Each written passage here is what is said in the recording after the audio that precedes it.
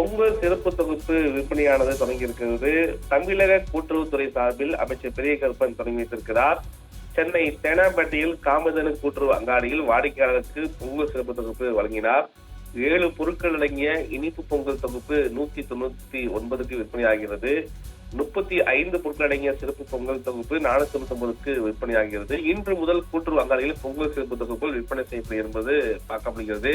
இதுவரை தமிழக கூட்டுறவுத்துறை சார்பில் பொங்கல் சிறப்பு தொகுப்பு விற்பனையை அமைச்சர் பெரியகம் தொடங்கி வைத்த நிலையில் அந்த அங்காடி வாடிக்கையாளர் சிறப்பு தொகுப்பு வழங்கி அவர் விற்பனையை தொடங்கி வைத்திருக்கிறார்.